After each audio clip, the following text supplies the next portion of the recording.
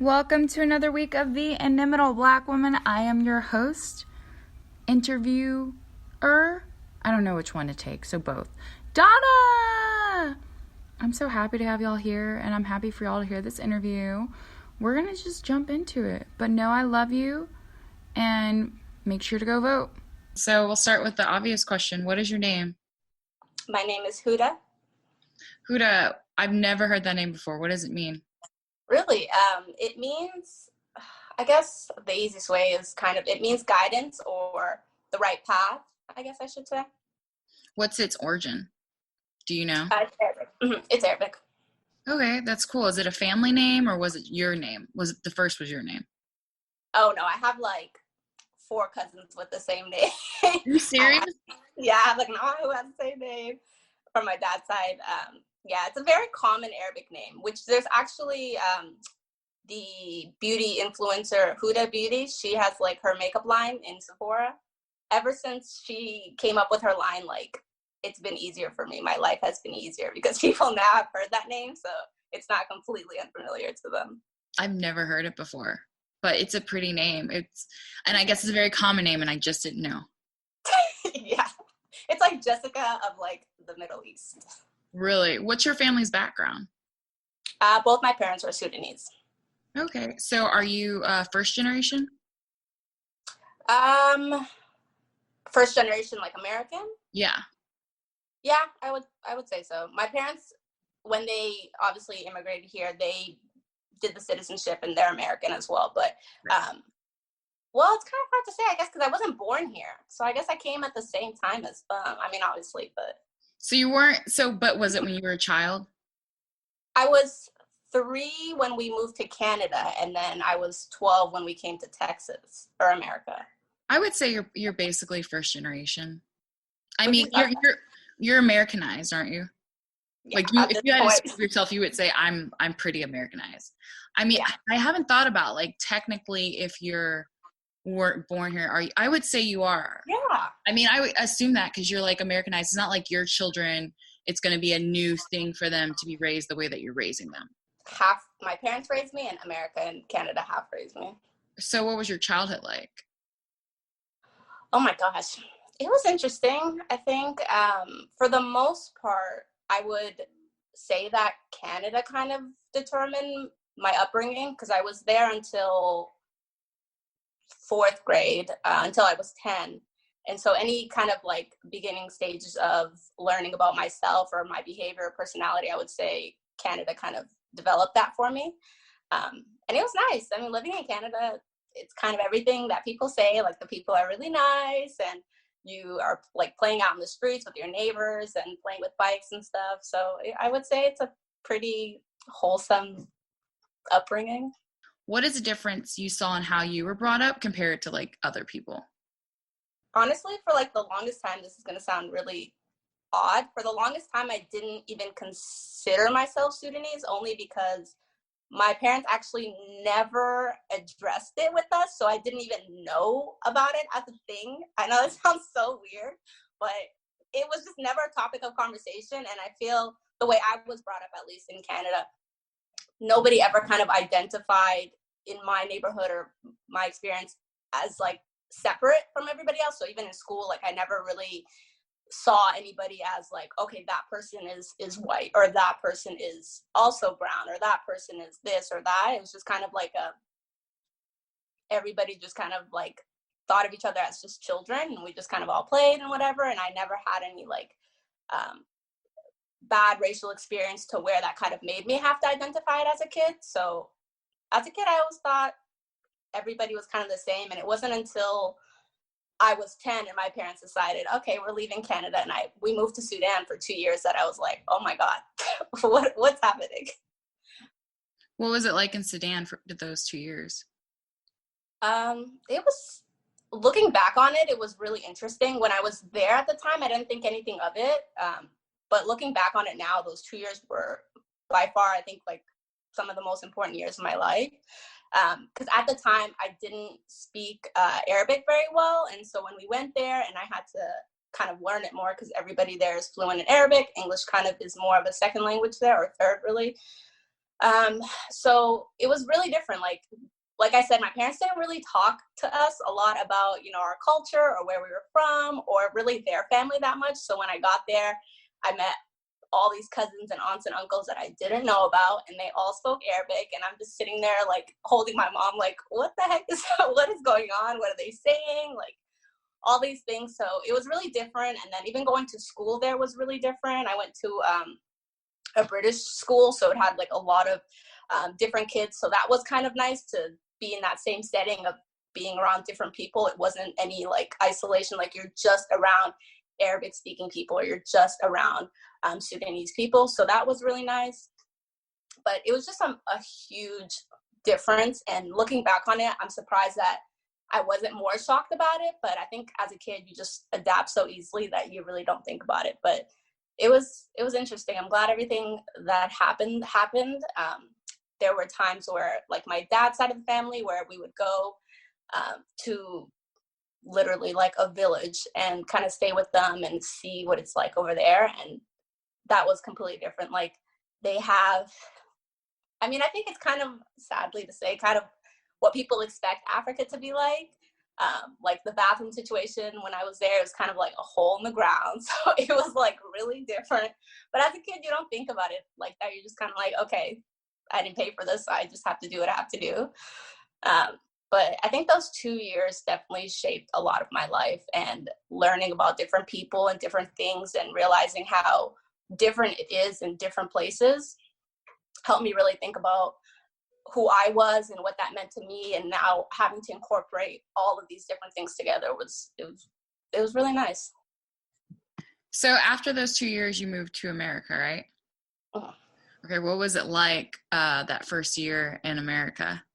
Oh my gosh. It was so weird. I literally, the way I pictured it when my parents were like, oh, we're going to move to Texas, it was literally like, we're going to America, like the same way people think of it on TV. That's exactly what I thought of it. I thought, oh, I'm going to go to high school, or I guess at the time it was like the last years of middle school. I was like, I'm going to go to middle school, and there's going to be a football team, and there's going to be cheerleaders, and everybody's going to be like so cool and blah, blah, blah. I literally thought I was going to a movie scene or something. And it kind of was like that. I'm not even gonna lie. When I went to middle school, like there was the whole, especially Texas, there was the whole football situation, and the girls who like flirted with the boys and had like boyfriends and stuff. And at the time, I was just like, when you're from like an Arabic family, that's just not something that they discuss. So when you go there and like everyone like has a boyfriend and has done this and that, you're just kind of like, oh my God, this is literally like TV. This is so shocking. But it was just really different. It was kind of scary at first because everybody obviously already knew everyone. Everyone already kind of even knew kind of more like American catchphrases or like American commonplaces and like things that they already knew at the time that I was still like, oh, that's weird. Is that normal, or is that something that I should have known about? And even to this day, there's always things that I'm like, should I have known about this? Like, why is that so common for everybody to know? And I'm like, I did not know that. So I'm still playing catch up.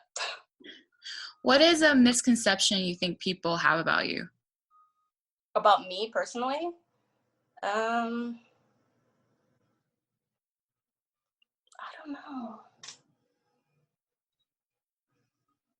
I'm not sure. I think,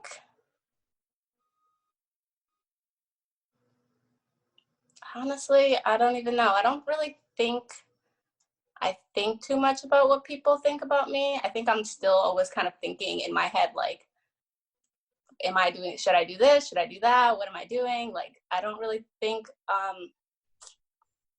from an outsider's view, maybe people think that I have it together and like I know what I'm doing, because inside I'm like, nope, I'm lost. I'm not sure if this is right at all. So what is it like inside your head? You said you're thinking, you're like, should I not? What's going on in that head of yours? Oof, too much probably. I think I'm just always kind of wanting to make sure that I'm doing things right. And then, but in the same time, I'm always trying to figure out what right is for me. I don't really care too much about what other people think is right or not. I know everybody's is different, but for me, it's always kind of just trying to make sure that what I'm doing aligns with how I feel and my morals, and making sure that whatever decisions I make in life, that I'm going to be comfortable in, that I'm not going to regret, that I know the consequences and whatever I'm doing. So I think that's kind of the majority of my thinking. It's always just making sure that it's keeps me in like a good mental state, that I'm just never having to, make bad decisions or think twice about things. What's something you've learned about yourself in the last 365 days? I think I learned that I'm a lot more brave than I thought I was. I think to a certain extent, like everyone kind of knows, like, oh, if this happened, like, what would you do? You probably think you would do this and that. And I thought the same thing, but then I've been in a lot more stressful situations recently, and I've handled them a lot better than I actually thought I would. I thought I would not handle it well. But with like COVID and work and honestly kind of being in New York, like you're in a lot of stressful, kind of traumatic situations on a hourly basis, that I feel like I'm handling that really well. So I feel like I've been pretty brave and pretty courageous to handle some of the stuff that I have. And yeah, I would say that. I love that. So was there a time that you were here that you realized like people look at you and they see you as a Black woman? Was there a moment where you realized that played a factor in how people viewed you, specifically in the United States? Honestly, I feel like it's the opposite. I feel like for me, at least, that's how I viewed myself, but I don't always feel like that's how people view me. I think ever since I came to Texas, everybody kind of saw me as either like African or African Arab, that it was never kind of looked at, oh, you're Black or you're African American. And even those circumstances where it has been, it's kind of like, oh, but you're like light skinned, or you're this. Like, even if it was kind of like people that are my age, or not people that are necessarily being offensive or anything, but it wasn't ever kind of looked at as like you're African American. And nothing, I wouldn't even say honestly that I've ever had any major racial issues. Like, I've heard a lot from my friends and stuff that has happened to them, and they're all valid and they're all important, but to me, I feel like I've never experienced any major issues where I've kind of had to step back and be like, whoa, I don't even know how to explain it. I think because I just have never ever actually had to experience them. So I think I've been kind of privileged in that sense, that I haven't had to really see what it's like or deal with it as much as somebody else might have. I think if I have, it has been very minimal or minor to me. More so probably like microaggressions. Why do you think people weren't labeling you as the way that you saw yourself? Why do you think people would be like, oh, this, and that? Like, why do you feel like that take has been taken on you when it comes to like your race? I think a lot of people like to think that or not a lot of people, but I think obviously people who are racist like to think that they're not racist. And so I think a lot of people in general like to have that leeway of, well, I'm not saying this because you're not this type of person, or it's actually not offensive because I have, like, people have that common cliche, like, oh, well, I have a friend that's Black and I have this. So I think it's that same kind of concept. I think a lot of people kind of give that leeway of, well, you're not really Black, or your name is Arabic, or you didn't grow up in America, or you're not dark skinned, or you didn't have family that grew up here, your ancestors didn't grow up in America, so you're not really Black, or those kind of things. I've even had conversations in the past, like when I was in middle school or high school, where people would be talking about issues and stuff and saying things like, oh, well, you're not going to have it as bad because you're light skinned. So even in that sense, and I mean, they're definitely not wrong. I think people who are dark skinned tend to have more difficult times. And I think I'm obviously very privileged in the fact that I haven't had to experience that. And growing up not in America, I can't imagine what it would have been like for someone growing up in America to hear things as a kid and letting that kind of develop your personality and things, and having to deal with it for so long. But having kind of come in the middle of my life and then seeing all that stuff, I think it was just a little bit more different than it would have been had I grown up here, or had I not been Arabic, or maybe my name was different, or if I was darker skinned. So I think that's why. What are you most passionate to talk about? Honestly, I would say, because this is actually something I recently wanted to talk to one of my friends about, is especially in this climate, I feel like vulnerability is like a big thing that people don't want to be in. Like, people don't want to be vulnerable.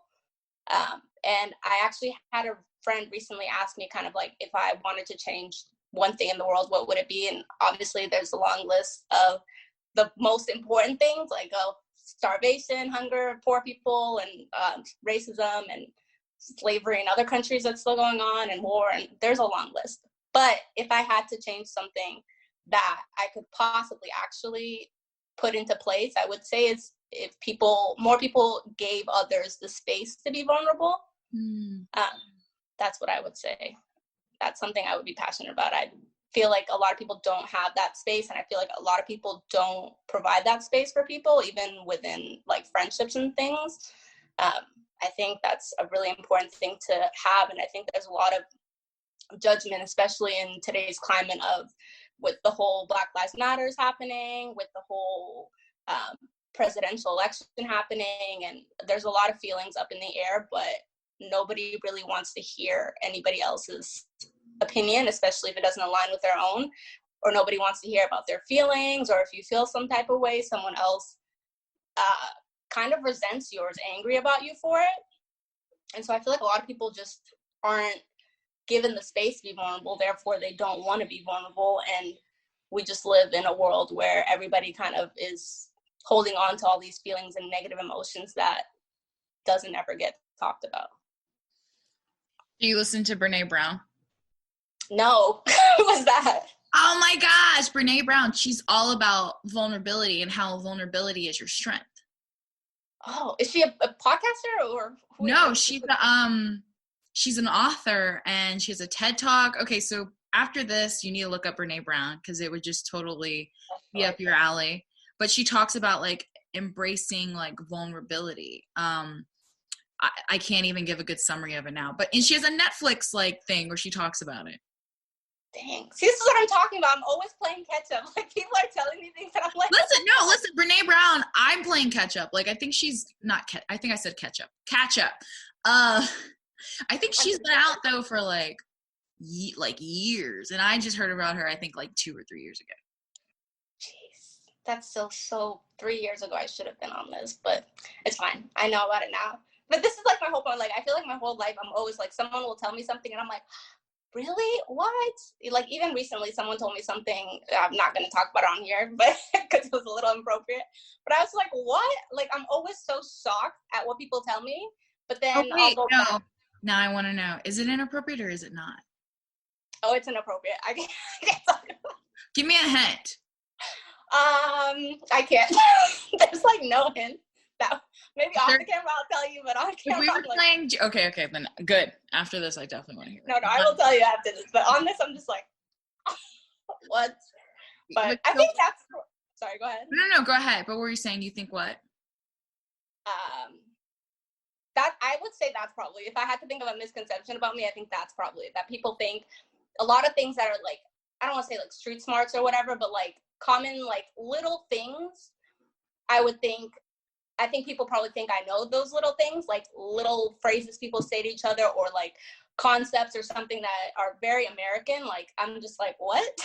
What are you talking about? Like, honestly, it wasn't until, sounds so stupid, but it wasn't until college that like I really understood the concept of like what a hoe was. Like, that was such a big thing to me. I kid you not.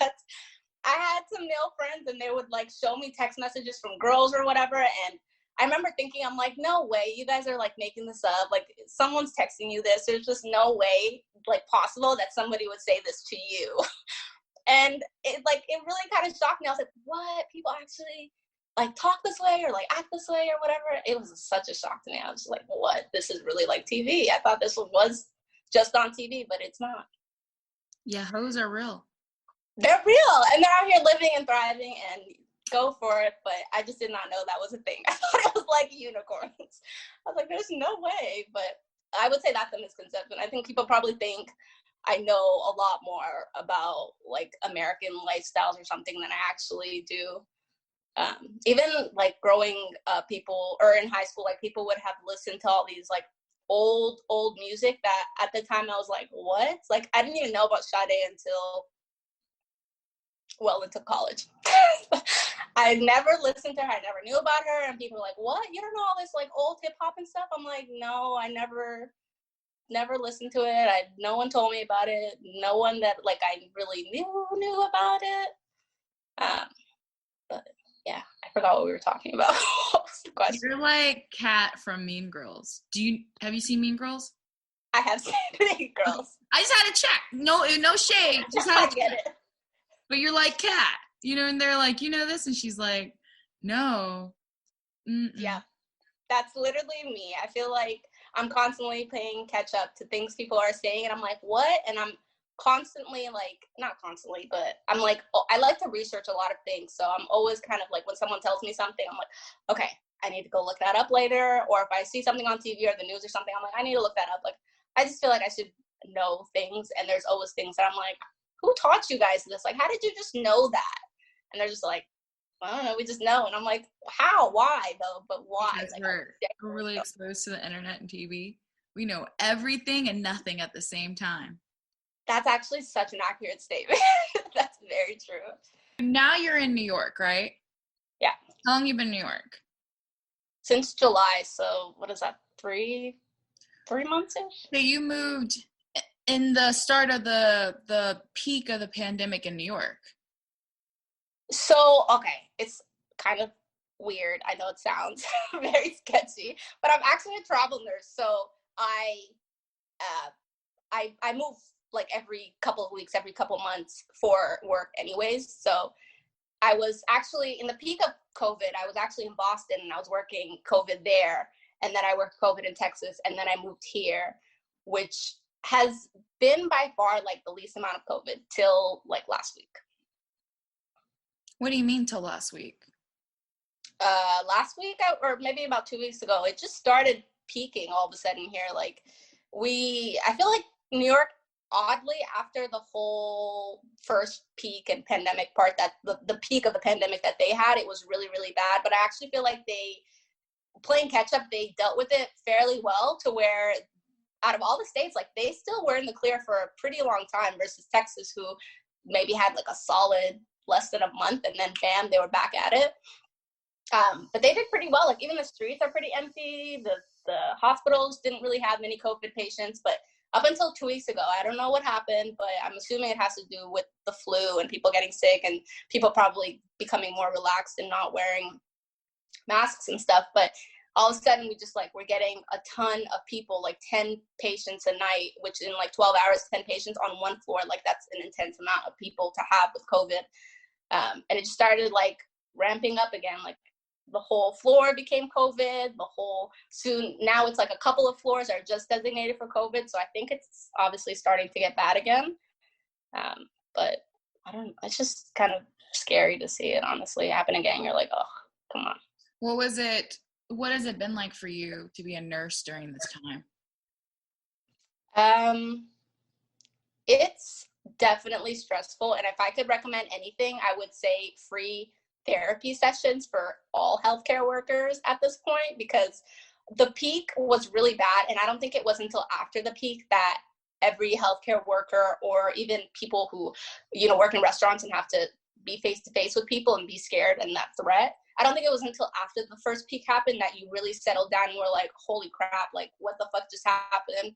Mentally and emotionally, you're just so stressed. But at the time, you're just trying to deal with it. You're just going from patient to patient to patient. You're just kind of trying to keep your sanity, but at the same time, you're really just trying to keep these people alive. And at the beginning of the peak, it was really scary because nobody knew what the hell they were doing. Not the doctors, not the nurses, like nobody knew what the hell they were doing. Patients didn't really know what the hell they were doing. And even now, you'll have patients where they'll be like, oh, I'm fine. But because of the first peak and because of our experiences, we know that you're not fine. You just think you're fine. And that's how it works. You think you're fine. And then all of a sudden you're crashing. And so at the beginning, the first week, it was really scary. Like, nobody knew what they were doing. People were crashing left and right. Nobody had tools. Nobody had resources. PPE was short. People weren't really wearing the proper PPE to begin with. So you had doctors and nurses and healthcare workers getting sick, maintenance workers getting sick and dying. And it was just a lot to deal with. And it wasn't until after, when it was kind of dwindling down, that you were like, holy crap, like, people actually were dying, like, left and right. And I like say this all the time to people that I know, that like the first month of COVID, anybody who got COVID that first month it hit are some of the most unluckiest people, because if you had gotten it now, you sadly probably would have done better. Not saying guaranteeing that, but you probably would have done better. But that first month, nobody really knew what they were doing. Nobody knew the track that the course that the illness kind of went into. So everybody was kind of just hoping for the best, because it's a respiratory condition. So at a certain point, if someone can't breathe and you're giving them 100% oxygen, you are just watching them die, because there's nothing else you can do. But now we know a little bit more, so we can kind of prevent from getting to that point a lot slower. But back then, it was just like, let's hope nobody dies today. But it was just kind of really scary. And it wasn't until after that you kind of had to settle down and realize what the hell was happening. But I was in Boston for that first part, and they were so unprepared. I don't know how New York was, but I'm sure it was just as bad.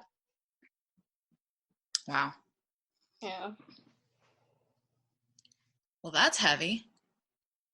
It's so scary, honestly. Like, I don't think people really think about how scary it was. Like, you see TV, you see people coughing and whatever, but when you're in the hospital and you're just like, you think that there's an answer for everything. And I think in general, people like to believe that there's an answer for everything, and that you go to the hospital and that you're going to be cured, and the doctor must know everything. And like, of course, if the doctor's not there, the nurse is definitely going to take care of you and everything's going to be fine.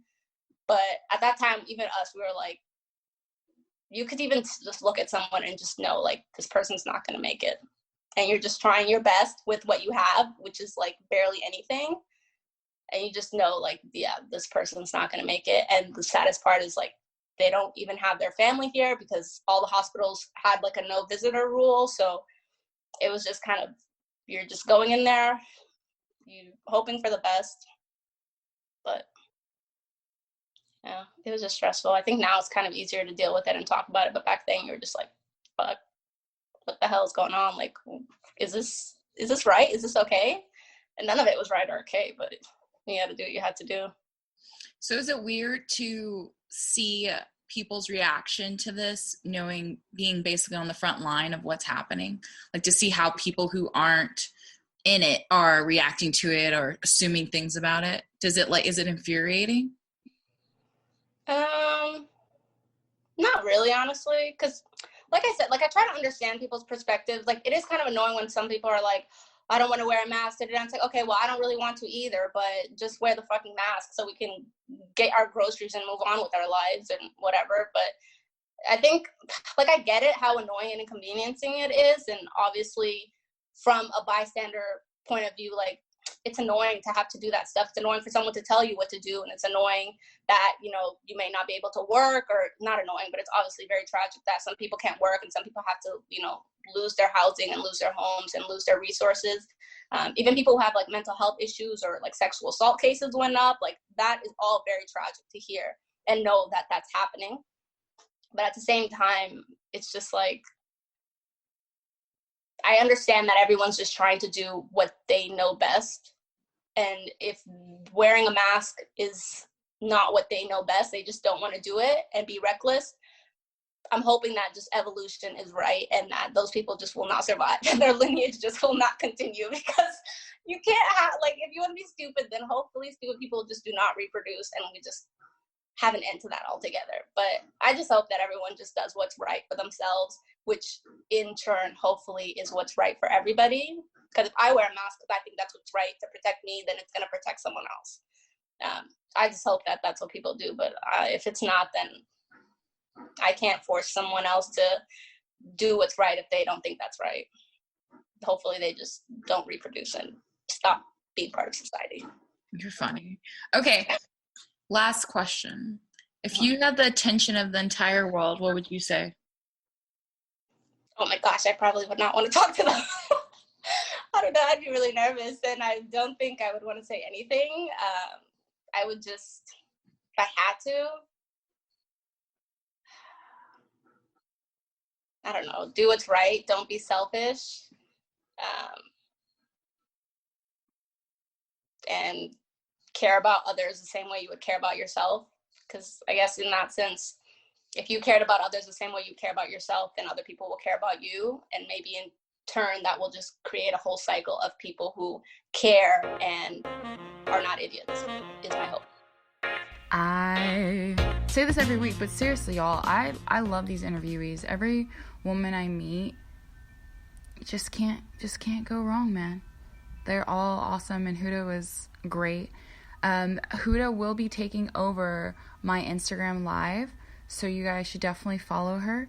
Well, no, you should follow me at the IBW, but you should also follow her, which I'll have in the body of this. But go follow the Instagram, go watch a day in her life, and she's awesome, and she's such a beauty. And on my Instagram, I'll also have the IGTV video up, so you can see the video of the interview if you want to. And other than that, have a great week. As always, subscribe, rate, review. Email me at info@theibw.com if you have any questions or you want to get interviewed. Other than that, go vote. I hope you are taking care of yourself too. Bye.